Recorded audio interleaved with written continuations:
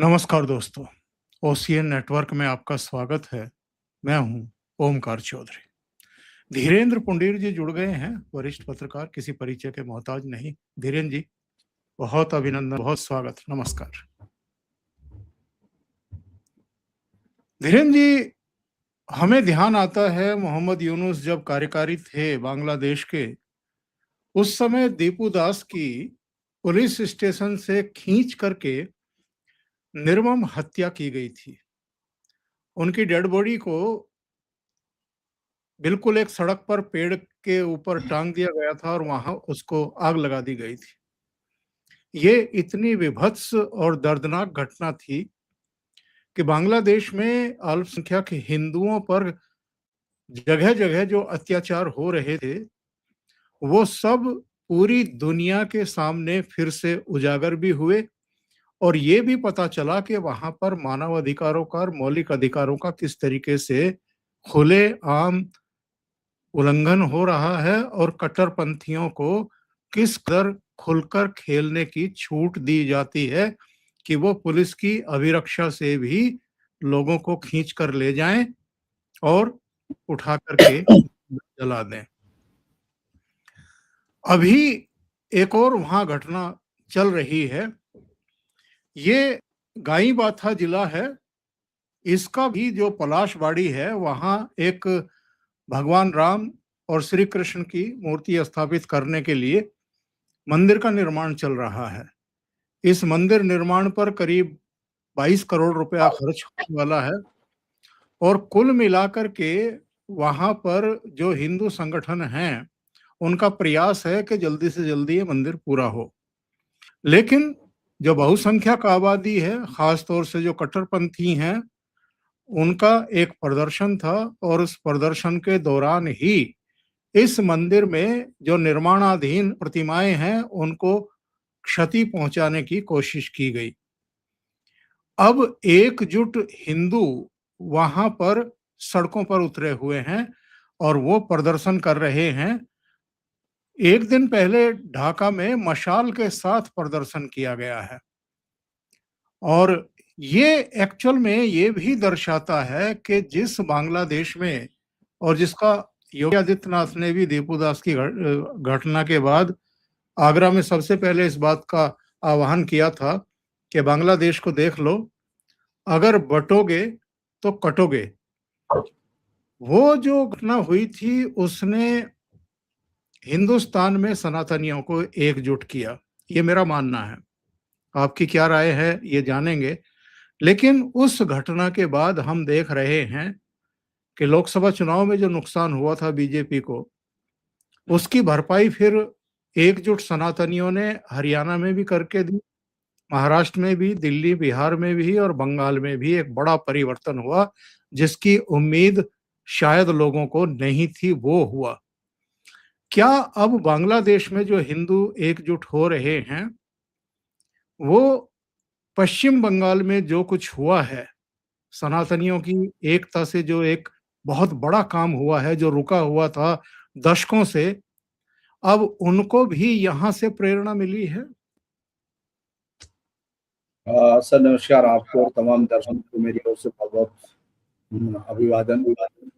असल मैं बांग्लादेश का मसला एक बहुत ही अलग मसला मानता हूं, क्योंकि मैं बहुत सालों से बांग्लादेश को पढ़ता रहता हूं, देखता हूं किस तरह से अमेरिकन राइटर ने 2011 में एक पूरी किताब लिखी और उसने तमाम सांसदों से बात की, 17 वहां हिंदू सांसदों से बात, जो उससे अलग से होटल में मिलने आए, तो उसने उनको फटकारा।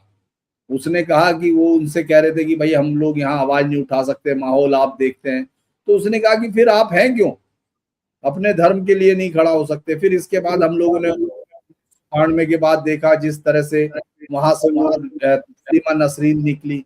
तस्रीमा नसरीन को निकलने के बाद आपने देखा कि कोई इस देश में, बंगाल में जगह नहीं मिली। लेकिन बड़ा ही ये एक जो पूरी दुनिया के सामने चलता हुआ नरसंहार है, जेनोसाइड है, वो बांग्लादेश में हिंदुओं का है।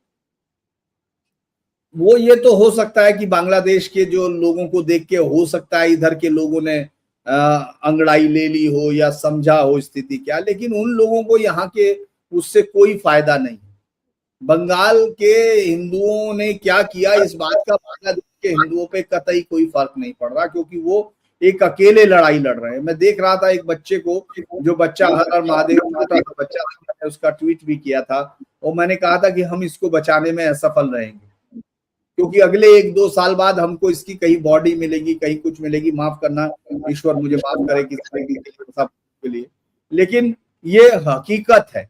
आपने देखा होगा एक लड़का इस समय बंगाल में ही, बांग्लादेश में, उसने बाकायदा मंच पर खड़े होकर कहा कि हम सनातनी हैं, सदियों तक रहे हैं और हम आज भी डरते नहीं हैं।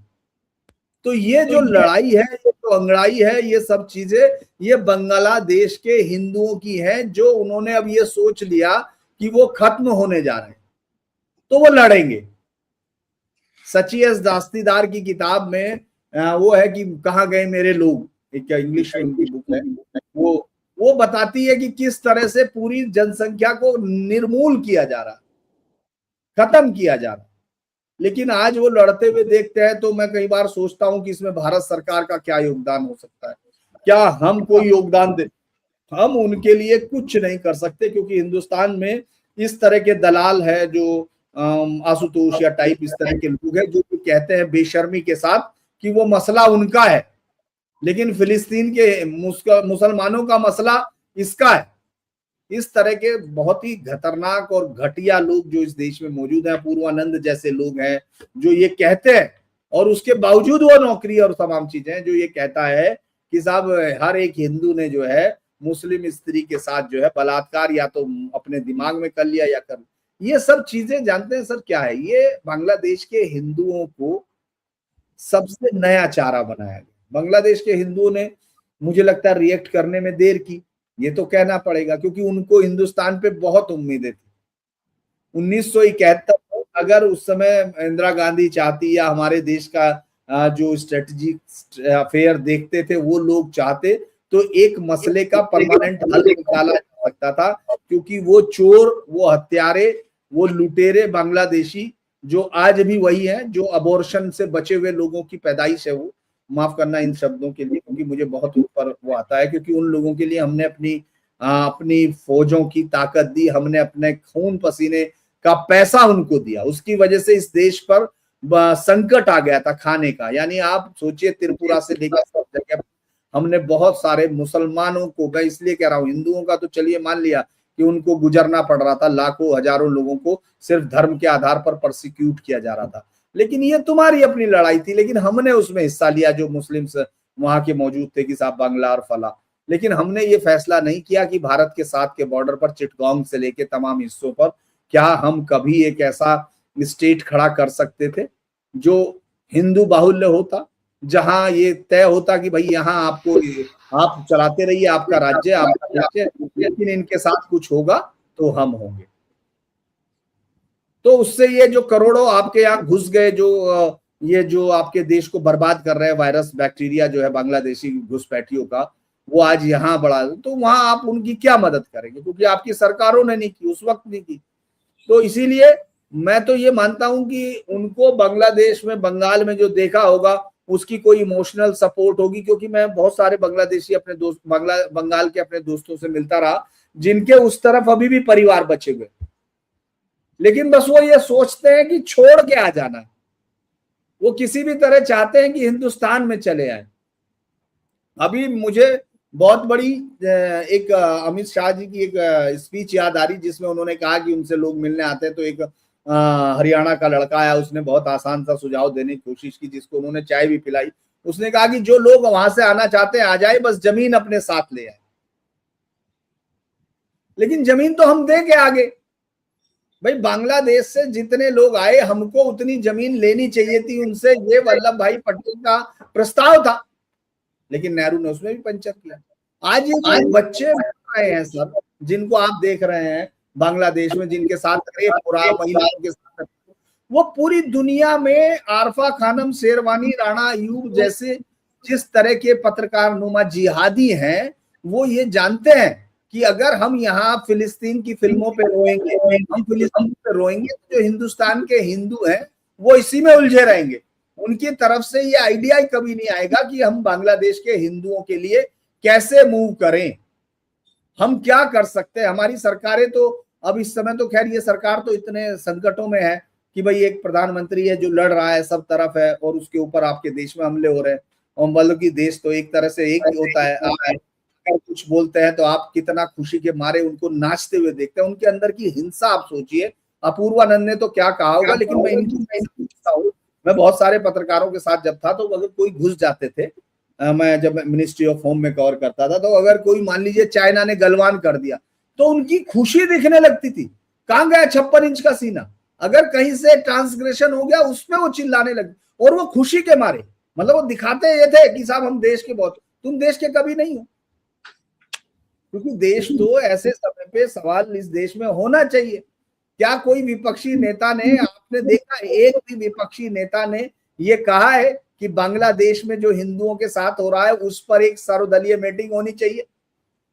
वो तो इस बात पे होती है कि साहब इस देश में हिंदू मुसलमान हो गया, गाय गोरक्षक, प्रधानमंत्री को भी कई बार आता है कि गोरक्षक तो याद है, विजिलेंटे ये सब होगा। इनको हम लोगों को देखना पड़ेगा ना भाई, वहां क्या हो रहा, कोई हमारे लिए वो गिनी पिग थोड़े ही है कि उनको मारा जा रहा तो हम लोग नहीं है, वो सब हमारा हिस्सा है। तो मुझे लगता है कि उन लोगों ने एक फैसला तो ले लिया। ओंकार सर, मैं ये तो कहूंगा कि वो लड़के मरना चाहते हैं, क्योंकि इस्कॉन का जो आपने देखा होगा आज तक उसको छोड़ा नहीं गया। भारत ने उसको बिजली भी दी, भारत ने उनको फूड भी दिया, भारत उनको दवाइयां भी दे रहा। आप उनको कुछ भी देते रहिए, वो जानवर है, उनको जजिया चाहिए, उनको हिंदुओं की औरतें चाहिए, वो तो सीधा है, उनके मौलवी बोलते हैं, इसमें कौन सी बात है भाई। जिस देश में एक दिन में रेप किए गए, माना जाता है, पाकिस्तान के लोग खुद मानते हैं कि 5 लाख महिलाओं के साथ रेप किया उन्होंने, ये पाकिस्तान के लोग बोलते हैं उसमें उन पे। और वो आप बांग्लादेश के उन जानवरों को सोचिए, वो कह रहे पाकिस्तान हमारा बाप है, रेप से पैदा हुई औलाद है ये सब। तो इसको क्या कह सकते हैं आप? सिर्फ हम यही दुआ भगवान से कामना ही कर सकते हैं कि वो लड़े और शायद दुनिया से कोई मदद उनको जाए। आप फिलिस्तीन में देखिए, दुनिया हर आदमी रोने में लगा हुआ है, यहाँ फिल्में रिलीज हो रही है, यहाँ को छाती पीटते हुए लोग जामा मस्जिद से निकलते थे, वहां तक जाते थे। आज तक आपने देखा किसी एक मंदिर ने, किसी एक संगठन ने, किसी एक ने उन लोगों के लिए कोई आवाज निकाली? मैं तो उस बच्चे का विजुअल देख के मैं सोच रहा था कि ये बच्चा जो हर हर महादेव कह रहा था, जय श्री राम कह रहा था, और वो उस मसाल जल्लूस में आगे खड़ा है, वो फोटो लिए खड़ा है जिस भगवान राम की मूर्ति को गिराने के लिए। वैसे मैं बहुत डर के साथ ये कहूंगा, हो सकता है इससे बहुत सारे दर्शकों को अजब लगे, लेकिन जब भगवान श्री राम की मूर्ति का बनने का आप ये देखिए, आपके यहाँ सोशल मीडिया पे चला तो बड़े खुशी के साथ चल रहा था। और मैं ईमानदारी से कहूँ, उस समय लिखा नहीं क्योंकि मुझे शर्म थी, मैं ये जानता था कि ये इसको तोड़ने के लिए, सबसे ताकत देने के लिए, क्योंकि आपके हजारों मंदिर उन्होंने तोड़े। भाई आप इससे बड़ा उदाहरण क्या लोगे सर कि पूर्वी बांग्लादेश जो है, पूर्वी बंगाल जो था जिसको हम लोग कहते हैं, वो सबसे ज्यादा जिहादियों, कट्टरपंथी और एंटी हिंदुइज्म की जमीन है, जिसको बचाने आप गए। आपके जो नीति निर्धारक थे उन लोगों का इतिहास से कोई रिश्ता नहीं था, वो सिर्फ हिंदुस्तानी सैनिकों की जान को दांव पे लगाने और अपनी हीरोगर्दी के लिए गए थे, क्योंकि उन्होंने बांग्लादेश से हासिल क्या किया ये किसी को नहीं पता। पता नहीं, वो होंगे स्ट्रेटजिशियन, आप उनके साथ बात नहीं करते, मैं तो घर बहुत कम लोग, मैं उनसे बात करता हूँ, लेकिन मेरी समझ में ये नहीं आया, इससे बेहतर था ये पाकिस्तान नहीं रहता, कम से कम एक प्रेशर तो आप बनाते। आपने एक और हत्यारे को आपने बगल में खड़ा कर लिया। बिल्कुल।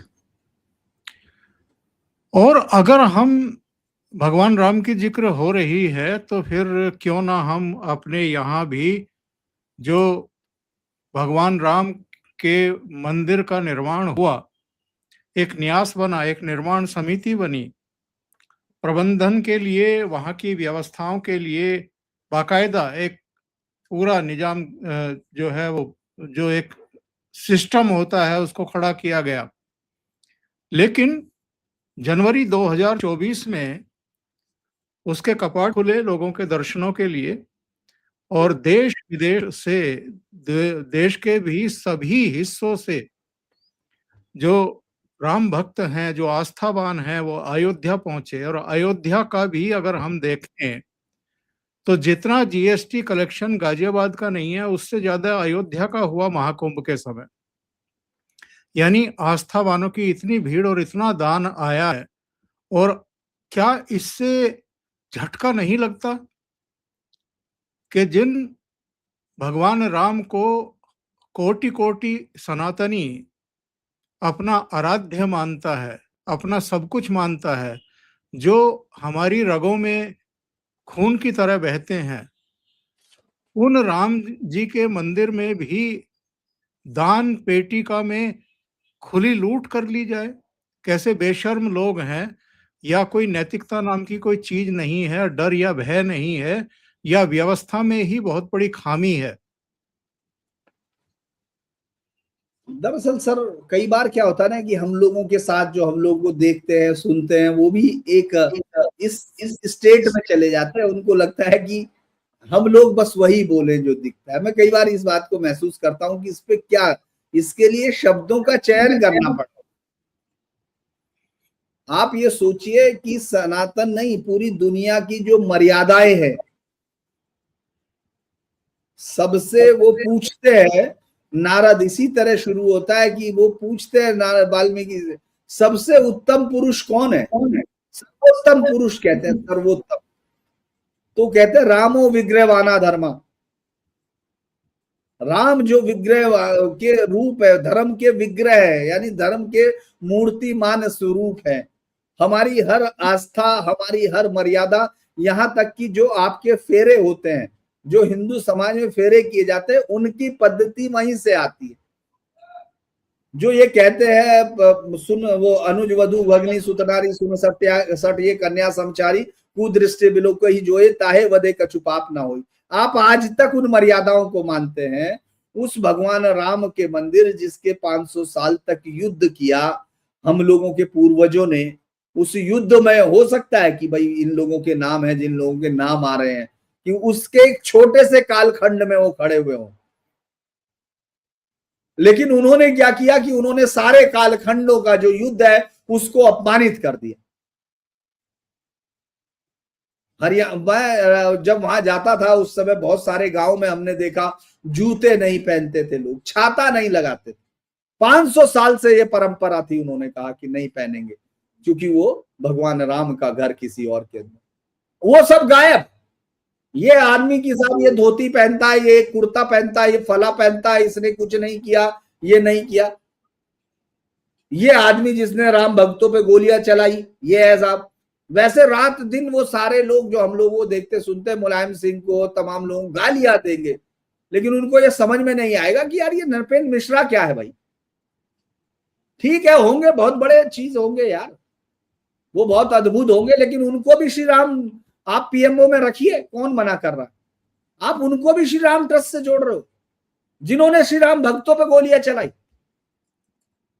अब वो कह रहे हैं कि निष्ठा में तो कमी नहीं है, निगरानी में कमी रही होगी। भौतिक तो मतलब मैं कह रहा कि ये मर्यादित तौर पर, देखिए मैं एक बात, दो चीजें अंतर कर दूं सर, इसका कोई असर मतदाताओं पे नहीं पड़ेगा, कोई असर मतदाताओं को इससे। देखिए मतदाता ये जानते हैं सर, बहुत समझदार हैं, वो ये जानते हैं कि हम ये जो इसके लिए रोना रो रहे थे या जो नाटक करके दिखा रहे हैं, वो लोग वो हैं जिन्होंने गोलियां चलवाई, जिन्होंने लाशें सरयू में पत्थर बंधवा के गिरवा दी, और जिन लोगों ने आज तक भगवान श्री राम के मंदिर के दर्शन नहीं किए। एक आदमी ऐसा तो 1952 से पता नहीं कितने सांसद आके चले गए होंगे उस नगरी से, उसमें से एक को उसने कह दिया ये अयोध्या का राजा है, जो देखने में विदूषक लगता है। माफ करना, किसी को इस तरह नहीं कहना चाहिए, लेकिन फिर भी मैं माफी के साथ कह रहा हूं, क्योंकि वो उसी तरह से जो नाटक रो के उत्सव को दिखाता है वो वाकई राजा हो गया। दरअसल जो आपने देखा नाटक में किसी को वो पहना देते हैं, एक लकड़ी का मुकुट पहना देते हैं, लकड़ी की तलवार दे देते हैं एक चौड़ा सा, और उसको कह देते हैं तू राजा है, तो वो ये मान लेता है। अगर वो नाटक से उतर के भी मान ले तो उसकी मर्जी। तो उसी तरह के लोगों को जिस पार्टियों ने ये सब कहा, उनका प्रलाप नहीं है, इसीलिए मैं नहीं मानता कि इससे कोई वोट का मतलब हो, लेकिन ये आस्था का मतलब। ये 500 साल की लड़ाई को कलंकित करने का है। आप उसको जो चाहे कह सके, मुझे उससे कोई फर्क नहीं पड़ता। वो लोग क्या कहते हैं कि साहब वो चंपत राय जी, अरे भाई साहब, आप भाई साहब, पूरे भाई साहब आप, आप सोचिए कि मैंने देखा, मैं आपको बताऊं 2016 में मैं जब मंदिर वहां गया, रतनगढ़ के माता के मंदिर पे, मतलब अलग अलग जगह में नकटे को ढूंढ रहा था जिनकी नाकें काट दी गई थी। गब्बर सिंह नाकें काट लेता था, तो उसने लगभग 56 लोगों की नाक काटी थी या 65 लोगों की, उसमें पुलिस के सिपाही भी थे। वो जो पकड़ लेता था उसकी नाक काट लेता था। तो मुझे वो नकटा कोई मिल नहीं रहा था, वो जो उस समय का जिंदा हो, जिसकी 54 में तो एनकाउंटर हो गया। लेकिन फिर भी मैं अलग अलग घूमते हुए थक गया, तो मैं चलिए, मैंने कहा भाई ये ऐसी जगह बीहड़ में आ गया हूं, तो वही रतनगढ़ की माता का मंदिर है जहां डाकू घंटे चढ़ाने आते थे और जहां हमेशा फायरिंग होती थी, हमेशा। तो जानते, जब मैं वहां पहुंचा तो एक विशाल घंटा मुझे दिखाई दिया। मैंने कहा भाई ये क्या हुआ? कहने साहब वो सब डाकू फिर दोबारा से फेमस ना हो जाए, ये ना हो जाए, तो डाकुओं के चढ़े गए घंटों को उन्होंने गला के एक बड़ा घंटा बना दिया। ये बात मुझे समझ में नहीं आई कि यार उनको म्यूजियम में भेज देते आप, वो इतिहास के कालखंड के लोग थे, मतलब का एक हिस्सा रहा ना चंबल के इतिहास में। नहीं, उसी तरह से यहां जान के बड़ी हैरानी हुई कि जो आदमी 200 परिवार 200 किलोमीटर पैदल चल के बच्चों के साथ बैंड बाजे के, जिसके बच्चों के पैरों में छाले पड़ गए, वो आदमी आया है सोने की 3 किलो की चांदी और 1 किलो की पादुका उस पे ही वो जवाहरात लगा के, और वो भगवान श्री राम को परिवार सहित अपनी आस्था को देने आया है। वो गला दिया, वो उसकी कोई गला दिया तो वो कह रहा है, उसकी रसीद तक नहीं दी, उसका फोटो तक नहीं दिया। वो तो अच्छा हुआ वो आ रहा है, नहीं तो जो बहुत सारे लोग हैं तो चोर झूठ बोलने लगते, उसी को चोर कहने लगते, क्योंकि उनकी आंखों पे तो चश्मा चढ़ा हुआ है। कहते कि नहीं साहब चंपत राय बहुत, अरे यार इतिहास के कालखंड उनको नहीं याद रखते हैं जिन्होंने युद्ध हरा दिए हो। गलतियां याद रखी जाती है जिनसे आने वाली कौमें अंधेरे में चली जाती हैं। ये भगवान राम का एक ऐसा मंदिर है जिसको हम वेटिकन के, दुनिया कह रही कि एक नया वेटिकन सिटी पैदा हो रहा है, सप्त नगरियों में पहली नगरी है। वो तो लोगों को योगी आदित्यनाथ पे यकीन है। मैं आपको फिर कह रहा हूं, कल मैं सुन रहा था जब उन्होंने कहा कि हम 15 दिन में दूध का दूध पानी का पानी कर देंगे, नहीं तो ये सवाल नहीं उठा रहा कोई कि वो तो बाद में करना, सीएम साहब FIR तो लिखवा दो है। 2 करोड़ रुपए कैश की हैसियत से बरामद किए इन्होंने। सब कुछ ये बिलो द बेल्ट है, ये इसमें कोई कानून का पालन नहीं कर रहे किसी भी तरह। और ये बहुत बड़ा धक्का है लोगों को, चाहे जो लगे उससे मुझे फर्क नहीं पड़ता। लेकिन मैं ये मानता हूं कि भगवान राम की आस्था में सिर्फ तुम्हारा नाम नहीं है, तुम्हें होगा भरोसा, या तुमको, जिन लोगों को सिर्फ इन्हीं को लगता है कि ये बीजेपी या इनका ही इतिहास है कि ये राम को ले आए होंगे, उनको इतना ही पता है जितना उनको अपने बाप दादाओं के बारे में पता होगा। क्योंकि 78 लड़ाइयों में लाशें गिरी हैं, औरतें विधवाएं हुई हैं, बच्ची सती हुई हैं, उन सब की आस्थाओं का परिणाम है, तुम्हारे नाम से ये लड़ाई नहीं है। बिल्कुल सही बात आपने कही है। और जरा पश्चिम बंगाल चलें आखिर में। जहांगीर खान की उस पत्नी को पुलिस ने गिरफ्तार कर लिया है जिसने पुष्पा को छुड़वाने के लिए साजिश रची, भीड़ को इकट्ठा किया और पुलिस स्टेशन पर अटैक करने की कोशिश की। जहां उसको रखा गया था उस पर अटैक करने की कोशिश की। इतनी हिम्मत अभी भी, सरकार बदल जाने के बाद भी।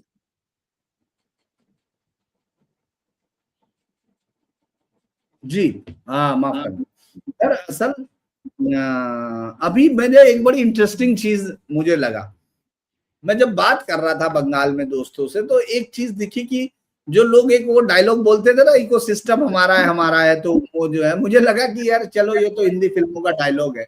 लेकिन कल जो है एयरपोर्ट पे इतनी पिटाई की सर बीजेपी वालों की, अच्छे से तबीयत से धुलाई की उन्होंने, और उनको गाड़ी में पैक कर दिया, मारा। अभिषेक बनर्जी को जो अंडे वंडे फेंकने आए होंगे उनको किन्होंने मारा? वैसे उनके हाथ में अंडे दिखे नहीं, लेकिन उन्होंने मारा टीएमसी के वर्कर ने। टीएमसी का मतलब वर्करों ने एक मुहाफिजुल इस्लाम ने मर्डर कर दिया, इसका प्रशांत डे का, जो बीजेपी का वर्कर, 3 अभी हॉस्पिटलाइज है। एक जगह पे बम फेंक के उनको घायल कर दिया। क्यों? क्योंकि भाई आप बंगाल की राजनीति के मूल स्वरूप पर उन्हीं लोगों का कब्जा है। आज भी आप उनको बहुत बड़ा चीज चोट नहीं पहुंचा पाए। आप ये सोचिए कि जिस फलता में जो आदमी कोर्ट से निकल के निकला, याद होगा हाई कोर्ट में जो गया था 26 मई के बाद, उसको और ज्यादा दिन का मुझे वो दिया जाए प्रोटेक्शन, उसको कोर्ट मना करता है, तो उसके बाद वो गायब हो जाता है, आखिर में वो पकड़ा जाता है नेपाल सीमा पे। तो उनका सिस्टम नहीं टूटा। इसकी बीवी जब देखती है कि भाई ये सब तो पति के सामने, बाकी सब तो चूंकि सबको अपनी अपनी बचाने की तो पड़ रही है, इकोसिस्टम का मतलब दूर दराज के गांव का है, लेकिन शहरों में तो कार्रवाई हो रही है, उठ भी रहे हैं, जा भी रहे हैं। तो उसको जब पुष्पा को 3 दिन तक घुमाया गया सड़कों पे, तो पुष्पा की बीवी को लगा कि भाई ये तो बड़ा खराब है। तो जो पुलिस की मतलब FIR है और उस सब के मुताबिक वो ये सोचते हैं कि भाई ठीक है अब एक सिस्टम बनाते हैं।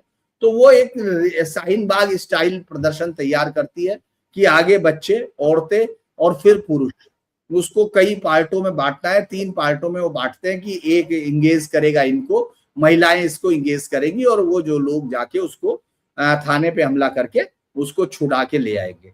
और तब तक आप देखेंगे जब उस पर कुछ नहीं होता, जब वो CM शुभेंदु उसमें बोलते हैं वहां एक प्रोग्राम में, और वो कहते हैं कि उनके ऊपर राष्ट्रद्रोह का मुकदमा लगना चाहिए, जिन्होंने पुलिस वालों पे हमला किया, जिन्होंने ये सब किया। तो उसके बाद फिर इसके खिलाफ जून 2017 में FIR भी दर्ज होती है। FIR के बाद इसकी तलाश की जाती है, और फाइनली ये 2 दिन के बाद पुलिस के हत्थे चढ़ती है। 25 लोग उसमें अब तक अरेस्ट हो चुके सर।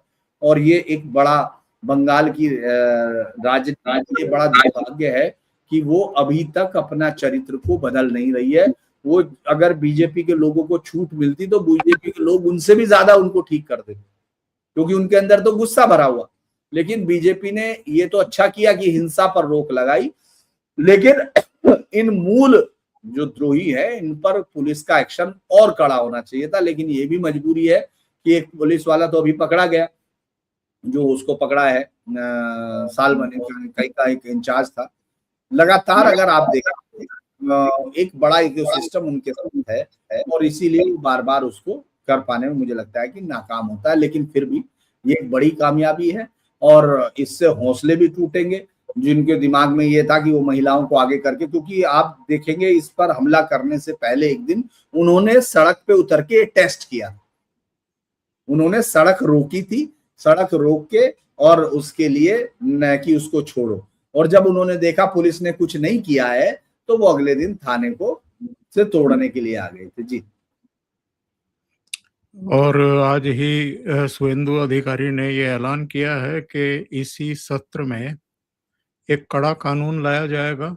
अगर आप कानून हाथ में लेते हैं, पुलिस पर अटैक करते हैं, थानों पर अटैक करते हैं, आप सार्वजनिक संपत्ति को, सरकारी संपत्ति को जलाते हैं, तो आपकी संपत्ति जब्त की जाएगी, आपके घरों पर बुलडोजर चलेगा, आपको गिरफ्तार किया जाएगा और संगीन धाराओं में आपको अंदर डाला जाएगा। धीरेन जी, बहुत बहुत धन्यवाद, आप जुड़े और इतने महत्वपूर्ण विषयों पर आपने चर्चा की। और दर्शकों से निवेदन है कि आपको अगर ये चर्चा अच्छी लगी हो तो लाइक का बटन दबा दें, वीडियो को शेयर करें, और चैनल अभी तक सब्सक्राइब ना किया हो तो जरूर कर लें। धीरेन जी का चैनल उनकी स्क्रीन पर लिखा हुआ है, उनको भी सपोर्ट करें और सब्सक्राइब करें। बहुत बहुत धन्यवाद। नमस्कार।